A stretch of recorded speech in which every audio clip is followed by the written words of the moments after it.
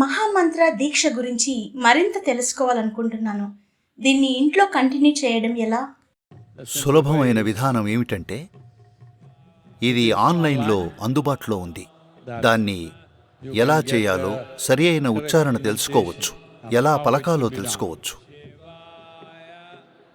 అలాగే ఇది చేసేటప్పుడు కనీసం మొదటి 21 రోజులైనా దీపం వెలిగించండి, లేదా ఫోటో ఉంచండి. అలాగే స్నానం చేసి కూర్చోండి, ఎందుకంటే భౌతిక శరీరానికి దాని మలినం ఉంటుంది.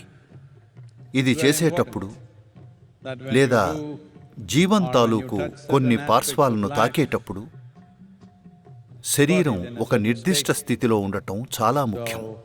కాబట్టి స్నానం చెయ్యండి. కనీసం మొదటి 21 రోజులైనా దీపం లేదా ఫోటో పెట్టండి. ఆపై చాంట్ చేయండి, గైడెడ్. దీన్ని కొనసాగించండి రోజుకి 21 నిమిషాలు. వీలైతే ఉదయం, సాయంత్రం, లేకపోతే ఉదయం అయినా.